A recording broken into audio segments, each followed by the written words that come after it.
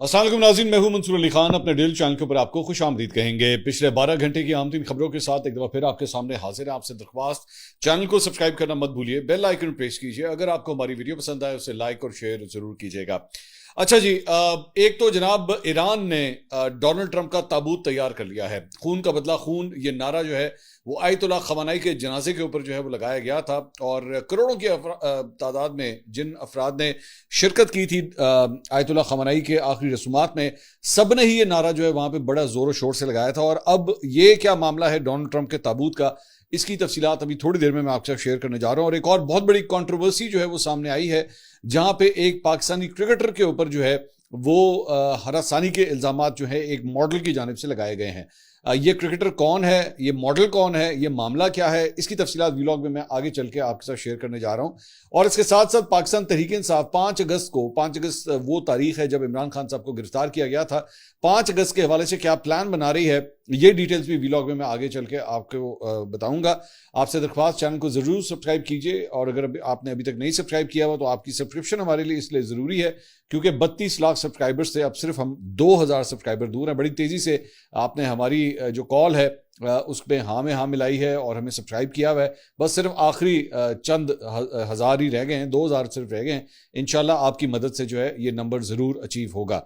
अच्छा जी, सबसे पहले जरा ईरान अमेरिका के मामला से आगाज करते हैं, फिर मैं लोकल न्यूज की तरफ और वो जो क्रिकेटर का मामला है उसके ऊपर मैं बाद में आता हूं। सबसे पहले तो थर्सडे को जो है वो पाकिस्तानी दफ्तर खारजा की हफ्तावार ब्रीफिंग होती है और उनके तर्जुमान ताहिर अंद्रावी साहब ने आज ब्रीफिंग दी। उन्होंने कहा कि जनाब पाकिस्तान के दफ्तर खारजा ने ईरान और अमेरिका के दरमियान अमन कोशिशों से दस्तबरदार होने का तासुर मुस्तरद करते हुए कहा है कि सालसी की कोशिशें जो है वो जारी हैं। अब आप जानते हैं कि लेटली ईरान अमेरिका के मामला जो है वो बहुत ज्यादा खराब हो गए हैं। तो ये सवाल उठ रहा था, पूरी दुनिया के अंदर जो है वो एनालिस्ट ये सवाल कर रहे थे कि क्या पाकिस्तान जो एक सालिस के तौर पर अपना किरदार अदा करता रहा है, क्या पाकिस्तान ने अपने आप को पुल आउट कर लिया है? तो उसके ऊपर दफ्तर खारजा ने कहा है कि नहीं, पाकिस्तान जो है अभी भी वो अहम किरदार अदा कर रहा है। कशीदगी वक्ती तौर पर गालिब है। उम्मीद है कि बिलाखिर अमन और मुज़ाकरात की सोच कामयाब होगी। अमन का अमल कभी खत्म नहीं होता, ताहम वक्ती तातुल का शिकार हो सकता है। इस्लामाबाद मफाहमती याददाश्त आज भी मौसर और काबिल अमल फ्रेमवर्क है। फरीकैन जब कशीदगी का रास्ता छोड़ेंगे तो अमन की वापसी इस्लामाबाद मफाहमती याददाश्त के जरिए मुमकिन होगी। मफाहमती याददाश्त ना खत्म हुई है, ना गैर मौसर हुई है और उसकी अहमियत बरकरार है। इस्लामाबाद मफाहमती याददाश्त अमन के लिए बुनियादी फ्रेमवर्क, जबकि 22 जून के पाकिस्तान कतर मुश्तरका एलामिया में अमल दरामद का रोड मैप जो है वो मौजूद है। इसके साथ साथ सेंटकॉम ने जो कल सारी कार्रवाई की है उसकी तफसीलात उन्होंने शेयर की हैं। आज 16 तारीख है, 15 तारीख को जो उन्होंने कार्रवाई की हैं उसकी डिटेल्स उन्होंने शेयर की है। उन्होंने कहा है कि जी 15 जुलाई को रात 9 बजे ईरान के खिलाफ शाम के वक्त शुरू की गई फिजाई कार्रवाइयों की एक लहर जो है वो ख़त्म हो चुकी है। अमरीकी फ़ौज ने ईरानी कमांड मराकज़, फ़िज़ाई दिफाई तनसीबात, मिज़ाइल और ड्रोन सलाहियतों और साहिली निगरानी के मराकज़ को निशाना बनाया ताकि आपने हुर्मुज़ से गुजरने वाले तिजारती जहाज़ों की बेगुनाह अमले को लाख खतरात पैदा करने की ईरान की सलाहियत को मज़ीद कम किया जा सके। सेंट्रल कमांड के मुताबिक मुतादिद मुकामात जिनमें बंदर अब्बास भी शामिल था, हर पर अहदाफ को निशाना बनाने के लिए दुरुस्त निशाने वाले हथियार इस्तेमाल किए गए हैं। इससे पहले उन्होंने कहा जी आज सुबह अमरीकी फ़ौज ने 90 मिनट तक जारी रहने वाली कार्रवाई के दौरान ग्रेटर तुंब जजीरे पर साहिली दिफाई तनसीबात और क्रूज मिसाइल के मकामात को जो है वो निशाना बनाया था। इसके साथ साथ ईरानी वजीर खारजा अब्बास इराक्ची ने जो है वो अल जजीरा को एक इंटरव्यू दिया है। उस इंटरव्यू में जो है उनसे सवाल किया गया कि ओमान और कतर के ऊपर जो है वो ईरान क्यों अटैक्स कर रहा है। अब जाहिर बात आप जानते हैं कि कतर खुद एक सालिस के तौर पे अपना किरदार अदा कर रहा था, तो उनसे ये इसी कॉन्टेक्स्ट में सवाल किया गया कि आखिर उनके ऊपर क्यों अटैक्स किए जा रहे हैं। इस पे उन्होंने कहा जी इसमें खतरा हो सकता है, और जैसा कि मैंने कहा कि मैंने इन तमाम ममालिक से रब्ता किया, खास तौर पर कतर और ओमान के वज़ीर खारजा से। ओमान में जो कुछ हुआ वो हमारी पसंद नहीं थी और हमने मुसल्लह अफवाज को हिदायत दी थी कि वो अपने मुंतखब करदा अहदाफ के हवाले से एहतियात से काम ले। दर हकीकत हमारी फौजी यूनिट्स अब आज़ाद और अलग अलग कार्रवाई कर रही हैं। ये बड़ा इंपॉर्टेंट स्टेटमेंट है, दोबारा सुनिए। कहते हैं कि जी दर हकीकत हमारी फौजी यूनिट्स अब आज़ाद और अलग अलग कार्रवाई कर रही हैं और वो पहले से फराहम करदा उमूमी हिदायत की बुनियाद पर काम कर रही हैं। अगर मैंने अपने फौजी कमांडरों से बात की कि वो इन अहदाफ के इंतखाब में एहतियात करें जिन्हें वो निशाना बनाते हैं, तो एक बार फिर वाजे कर दूं कि ये ओमान या कतर या किसी दूसरे हमसाया ममालिक के खिलाफ कार्रवाई नहीं है, बल्कि ये अमरीकी अहदाफ के खिलाफ है। हम इस मसले के जिम्मेदार नहीं, जो कुछ हुआ वो हमारी गलती नहीं है। सो बेसिकली उन्होंने कहा कि जी हाँ जी हमले हुए थे, हमारे फौजियों ने किए थे, लेकिन हमारी गलती नहीं है। अब यहाँ पे बड़ी ट्रिकी सिचुएशन आ जाती है। यहाँ पे अमरीका का मौकफ ईरान के हवाले से बार बार ये है कि जनाब पासदार इनकलाब वहां पे जो है वो अपनी ही मर्जी से ऑपरेट कर रही है। वो इनकी जो पॉलिटिकल लीडरशिप है, खासतौर पे आयतुल्लाह अली खamenei की शहादत के बाद अभी तक जो है वहाँ पे एक लीडरशिप का वैक्यूम मौजूद है। मुश्तबा खamenei ने अभी तक पूरी तरह गवर्नमेंट को, अमेरिका का ये क्लेम है कि जी कंट्रोल अपना नहीं अब तक जो है वो ला सके। आप इसी से अंदाज़ा लगा लीजिए कि अभी जब उनकी आखिरी रस्मात हो रही थी आयतुल्लाह खamenei की, तो उसमें मुश्तबा खamenei नहीं आ सके थे, क्योंकि उनके बारे में यही कहा जाता है कि वो बीमार हैं और अभी तक वो ज़ख्मी हैं और अभी तक जो है वो पब्लिक डोमेन में अभी तक नहीं आ सके हैं। सो इसलिए अभी तक पूरी तरह मामला वो ये कहते हैं जनाब इनके कंट्रोल में नहीं है, और इसी वजह से एक साइड कहीं जा रही है और एक साइड कहीं जा रही है। अब यहाँ पे अब्बास इराक़ची खुद ये बात कह रहे हैं कि जनाब हमारे फौजी आज़ाद हैं, वो अपनी मर्जी से जो है वो कार्रवाई कर देते हैं, हम सिर्फ उन्हें ये कह सकते हैं कि आप ज़रा एहतियात करें कि वहाँ के जो सिविलियन तनसीबात हैं इन मुल्कों के अंदर, खलीजी ममालिक के अंदर, उनको हिट ना करें। अगर हिट करना है तो अमेरिकन बेसिस को हिट करें। उन्होंने कहा हम पर हमला किया जा रहा है और हमारे भाई हमसे तवक्को रखते हैं कि हम बैठ कर देखते रहें कि अमेरिका हम पर हमले करे और उनकी सरजमीन पर मौजूद अड्डों, सहूलियात और तनसीबात को इस्तेमाल करे, जबकि हम खामोश रहें। यकीनन ये बात उन्हें पसंद नहीं आएगी। अगर वो चाहते हैं कि ये सिलसिला रुक जाए, जैसा कि हम भी चाहते हैं कि ये रुके, तो उन्हें अमेरिका और खित्ते के दीगर ममालिक से बात करनी चाहिए और उन पर दबाव डालना चाहिए कि वो इस जंग को रोकें जो ईरान की जानिब से किसी इश्तियाल अंगेजी या पहले से किए गए हमले के बगैर शुरू हुई। हम इस वक्त हमलों की जद में हैं और मुझे उम्मीद है कि खित्ते में हमारे भाई इस वाज़ेह नुक्ते को कबूल करेंगे और हमारी पोजीशन को समझेंगे। हमसाया ममालिक के तौर पर उनके साथ हमारे ताल्लुकात अच्छे हैं, क्योंकि हम ये इकदाम सिर्फ अपनी हिफाजत और अपनी दिफा में कर रहे हैं। इसके साथ साथ ईरानी मुसल्लह अफवाज के मरकजी कमान के तर्जुमान इब्राहिम जुल्फ़िकारी ने एक बयान दिया है। उन्होंने कहा है कि अगर सदर डोनाल्ड ट्रंप ईरान के बुनियादी ढांचे पर हमला करने की अपनी धमकी पर अमल करते हैं तो ईरान पूरे खित्ते के तमाम बुनियादी ढांचे को तबाह कर देगा। अगर इन धमकियों पर अमल किया गया तो ईरान का जवाब सिर्फ मुतनासिब नहीं बल्कि इससे कहीं ज़्यादा सख्त होगा। अब ये जब बुनियादी ढांचे की हम बात करते हैं तो सिविलियन इंफ्रास्ट्रक्चर्स की बात हो रही है, डैम्स की बात हो रही है, हॉस्पिटल्स की बात हो रही है, ब्रिजेस की बात हो रही है, रेलवे लाइन्स की बात हो रही है। ये सारे के सारे सिविलियन इंफ्रास्ट्रक्चर्स हैं। और उसके बाद जाहिर बात है पानी का ज़ख़ीरा करने के जो तनसीबात होती हैं, टैंक्स होते हैं, इसके साथ साथ जो ऑयल रिफाइनरीज होती हैं, ये तमाम तर गैस रिफाइनरीज होती हैं, सब की सब जो हैं ये इसी सिविलियन इंफ्रास्ट्रक्चर या ढांचा, जिसे ये कह रहे हैं कि हम सबका ढांचा तबाह कर देंगे, ये बेसिकली उसमें आता है।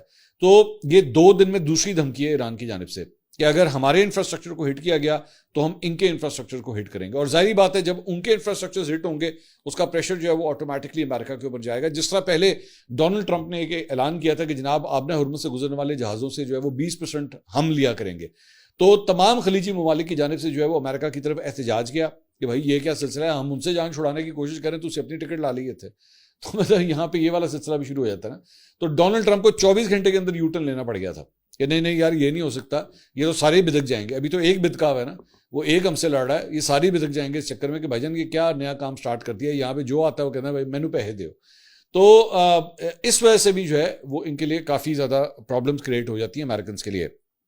इसके साथ साथ ईरान ने कहा है कि उसका अपने पड़ोसी ममालिक या खित्ते के इस्लामी ममालिक के साथ तसादुम का कोई इरादा नहीं है। ताहम अगर अमेरिका ने ईरान पर हमले जारी रखे तो जंग का दायरा नए महाजों तक फैल सकता है। अब आप इसको उसी कॉन्टेक्स्ट में लें जो अभी मैं आपसे खबर शेयर कर रहा था। ईरानी फौज के तर्जुमान ने अपने बयान में कहा कि ईरान हमेशा खित्ते के ममालिक के साथ बरादराना ताल्लुकात और बाहमी ताउन के फ़रोग़ का हामी रहा है।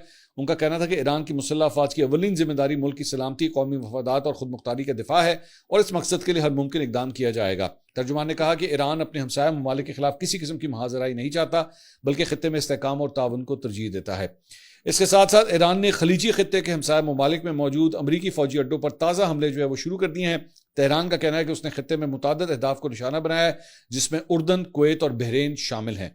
उर्दन की सरकारी खबर एजेंसी के मुताबिक मुल्क की मुसल्लह अफवाज ने कहा है कि उर्दन की तरफ दागे गए 8 ईरानी मिसाइलों को फ़िज़ाई दिफाई निज़ाम के जरिए कामयाबी से तबाह कर दिया गया।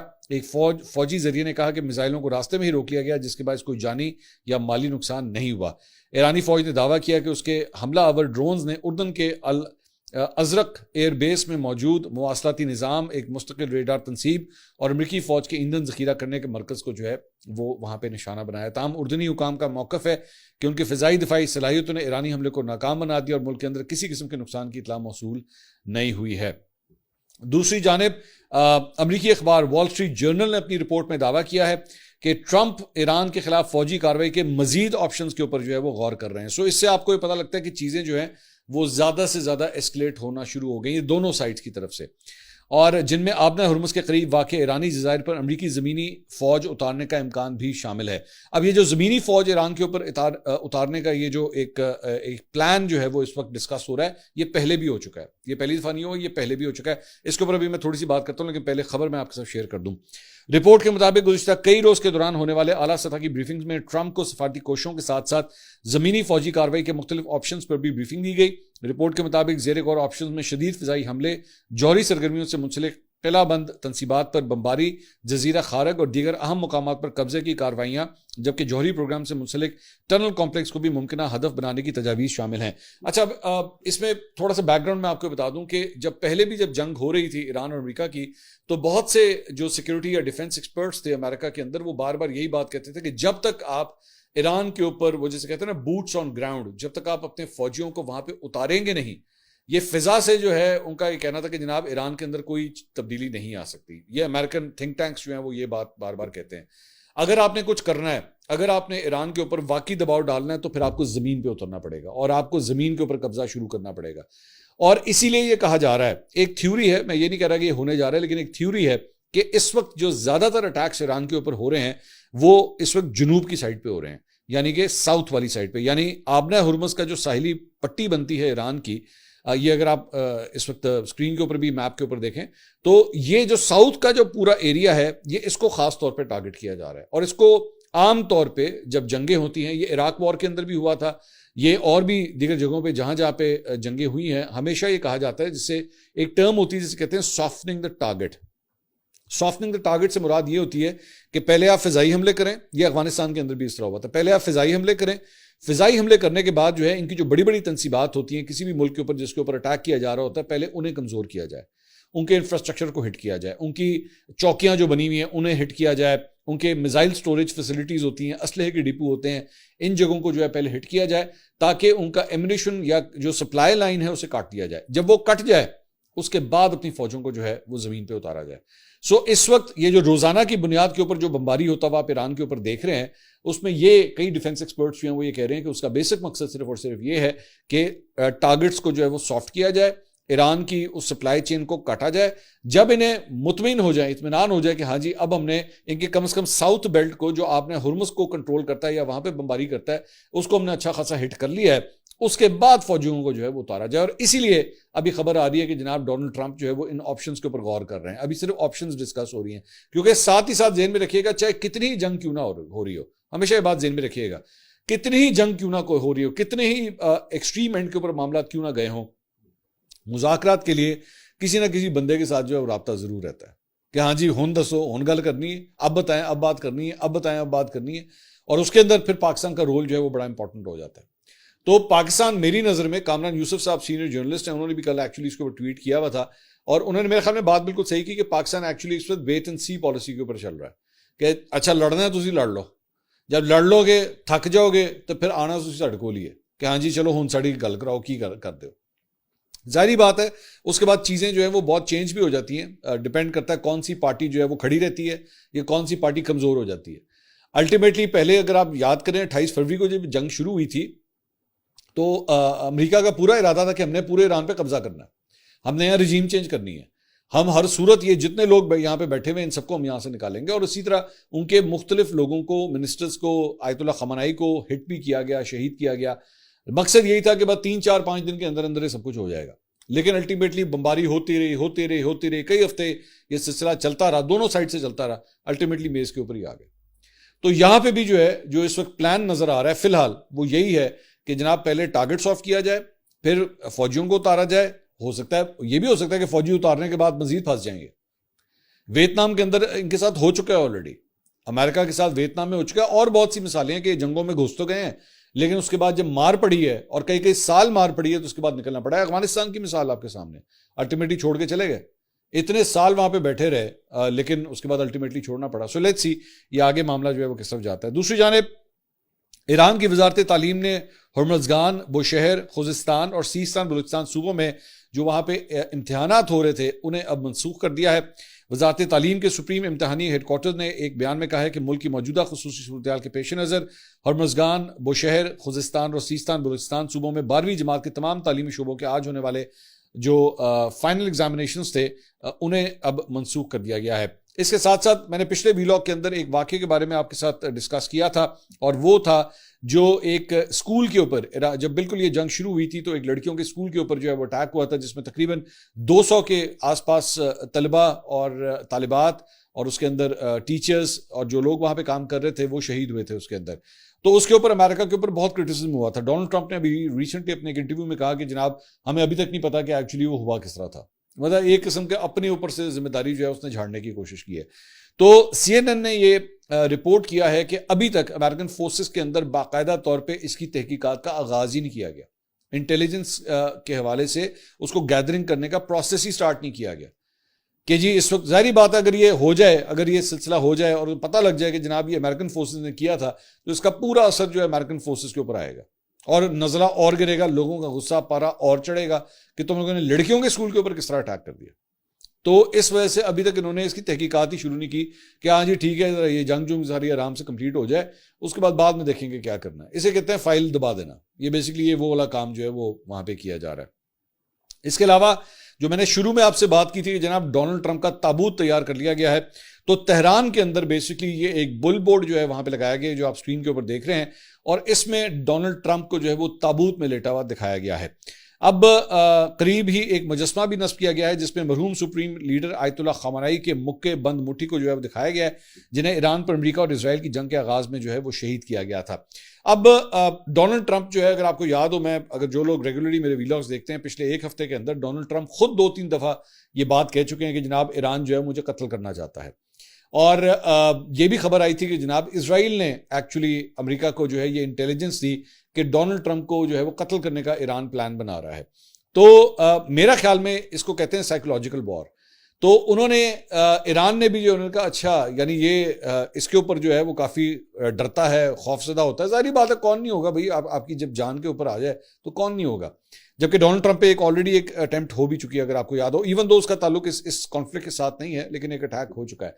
तो यहां पे भी जो है ईरान ने कहा अच्छा ये बात है, तो उन्होंने डोनाल्ड ट्रंप को ताबूत के अंदर ही लिटा दिया। उन्होंने कहा लो, अब जाहिर बात है अगर ये खबर मैं आपके साथ शेयर कर रहा हूं तो ये तस्वीर डोनाल्ड ट्रंप तक भी पहुंचेंगी कि जनाब ये तो इनका वाकई पूरी तरह प्रोग्राम है। मतलब ईरान जो है वो किसी सूरत भी, किसी भी साइकोलॉजिकल साइको वॉर जिसे कहते हैं, उससे पीछे हटने के लिए तैयार नहीं है। वो पूरी तरह उसके ऊपर खेल रहे हैं। वो कह रहे हैं अगर इस तरह है तो फिर इस तरह ही सही, आ जाओ फिर। और वो जो एक सेंटिमेंट था, मेरा ख्याल में, मैं अगर इसकी टाइमिंग उठा के देखूं ना, जब से आयतुल्ला खamenei की तदफीन हुई है और उसके अंदर जो लोगों का सेंटिमेंट देखा गया, मेरे ख्याल में उसके बाद पाकिस्तान इनकलाब जो है वो और भी ज्यादा हावी हुई है सारी चीज के ऊपर। उन्होंने कहा भाई लोग तो हमारे साथ हैं, लोग तो चाहते नहीं है कि हम अमेरिका के साथ जो है वो मामला को तय करें या उनके साथ मुज़ाकरात करें। उनकी पार्लियामेंट के अंदर भी जो है वो अभी ये एक करारदाद वहां पे मंजूर की गई कि जनाब किसी सूरत जो है वो अमेरिका के साथ मुज़ाकरात नहीं होने चाहिए। तो लोगों का सेंटिमेंट है जो बेसिकली ऊपर टॉप तक पहुंच रहा है, और जिसकी वजह से इस वक्त ईरान जो है वो इतनी एक सख्त स्टांस जो है वो सामने ले रहा है। इसके अलावा कुछ दीगर खबरें भी जो है वो शामिल करेंगे, और कुछ पाकिस्तान से रिलेटेड तेल कंपनियों ने, जनाब मैंने पिछले व्लॉग में भी बात की थी, तो तेल कंपनियों ने पेट्रोल की मुमकिन किल्लत से खबरदार करते हुए हुकूमत से फौरी मुदाखलत का मुतालबा किया है। वजीर तवानाई अली परवेज मलिक के नाम इंतहाई ज़रूरी खत में ऑयल कंपनी से एडवाइजरी काउंसिल ने कहा है कि मुल्क में पेट्रोल की फराहमी की सूरत हाल गैर मामूली हद तक संगीन हो चुकी है। एडवाइजरी काउंसिल ने कहा कि इस वक्त सिर्फ तकरीबन 370,000 मेट्रिक टन मोटर स्पिरिट का जखीरा मौजूद है, जो मुल्क की तकरीबन 15 दिन की ज़रूरत के बराबर है। यानी कि उनके मुताबिक 15 दिन का पेट्रोल जो है पाकिस्तान के अंदर इस वक्त मौजूद है। कंपनियों का कहना है कि वे बैक में ताखीर से दरामदी पेट्रोल की क्लियरेंस मुतासर हो रही है। 3 दरामदी पेट्रोल कार्गो बर वक्त ना पहुंचे तो सप्लाई को धचका लग सकता है। 66.7 अरब की अदम अदायगी से ऑयल कंपनियों को माली बहरान का भी सामना है। अब ये ऑयल कंपनियां अगर ये सब कुछ कह रही हैं, अब आप इसी को जो है ट्रांसलेट कर लीजिए नीचे पेट्रोल पंपों तक। जाहिर बात है जब उनके पास तेल नहीं होगा तो वो आगे से क्या तेल देंगे, जब उनके पास और पेट्रोल पंपों पे तेल नहीं होगा तो आगे आपको या मुझे किस तरह वो पेट्रोल दे सकते हैं। तो इसलिए ये बार बार ये बात जो है वो की जा रही है कि जनाब एक खदशा इस बात का है कि तेल की जो है वो कमी हो सकती है पाकिस्तान के अंदर।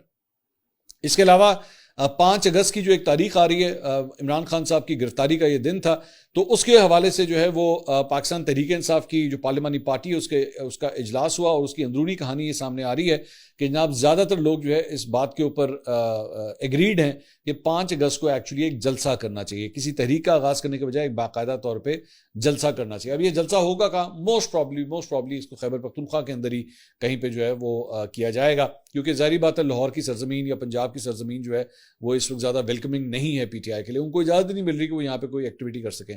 इस्लामाबाद के अंदर भी आप ये एक्सपेक्ट नहीं कर सकते, तो मोस्ट प्रॉब्ली मेरे ख्याल में खैबर पख्तूनख्वा के अंदर ही ये जलसा मुनक्किद होगा। इसके अलावा एक क्रिकेटर के हवाले से, पाकिस्तानी क्रिकेटर के हवाले से जो एक नई कंट्रोवर्सी सामने आई है, और बेसिकली ये पाकिस्तानी अदाकारा और मॉडल हैं हुमा सलीम। इन्होंने एक नामालूम पाकिस्तानी क्रिकेटर के हवाले से जो है वो एक पोस्ट सोशल मीडिया के ऊपर शेयर की है और उसमें उन्होंने दावा किया है कि मज़कूरा क्रिकेटर ने उनकी साख को नुकसान पहुंचाने के लिए उनके अहल खाना, दोस्तों और शोबिस इंडस्ट्री से वाबस्ता अफराद से राब्ते किए हैं और ताल्लुक़ ख़त्म होने के बावजूद मुबैना हरासानी का सिलसिला जो है वो जारी है। उन्होंने किसी क्रिकेटर का नाम नहीं लिया है, लेकिन उन्होंने कहा है कि जब भी मैं अपनी ज़िंदगी में आगे बढ़ने की कोशिश करती हूँ वो दोबारा सामने आकर मुझे ज़हनी तौर पर परेशान करता है। उन्होंने दावा किया कि जब उन्होंने दोबारा काम शुरू किया तो उनके पेशावराना हल्के के अफराद को भी उनके खिलाफ मुबैना तौर पर मनफी पैगामात भेजे गए। मॉडल ने दावा किया कि ताल्लुक ज़हनी अजियत पर मबनी था और उन्होंने नाम जाहिर किए बगैर क्रिकेटर को धोखेबाज, फ्रॉडिया और खवातीन का इस्तेसाल करने वाला जो है वो करार दिया है। और उन्होंने पाकिस्तान क्रिकेट बोर्ड के हवाले से भी जो है उनसे भी कहा है कि इनके फंड्स जो होटलों में मुबैना तौर पर इस्तेमाल किए जाते हैं उनसे मुतल्लिक मालूमात भी उनके पास मौजूद है। तो ये मामला जो है वो काफ़ी सीरियस हो सकता है। आपको याद होगा आज से चंद हफ्ते पहले जो है वो साकिब चद्दड़ का मामला भी जो है इसी तरह एक सोशल मीडिया पोस्ट से स्टार्ट हुआ था, जब मोमना इकबाल ने बेसिकली सोशल मीडिया के ऊपर जो है नाम नहीं लिया था, नाम लिए बगैर उन्होंने जो है वो ये कहा था कि जी मुझे एक पॉलिटिशियन जो है वो एक MPA जो है मुझे तंग कर रहा है। नाम नहीं लिया था, लेकिन अल्टीमेटली 2-3 दिन 4 दिन के अंदर जो है वो नाम सामने आ गया था। और उसके बाद अब FIR और काउंटर FIR जो है एक दूसरे के खिलाफ हुई है, मुकदमे जो है वो चल रहे हैं, आपस में कोई डील शील जो है वो अभी तक नहीं हो सकी है। लेकिन यहाँ पे भी जो है अभी तक नाम सामने नहीं आया। अब देखते हैं कि ये खातून जो है वो इस क्रिकेटर का नाम लेती हैं या नहीं लेती। अगली वीडियो में आपसे दोबारा मुलाकात होगी। अल्लाह हाफ़िज़।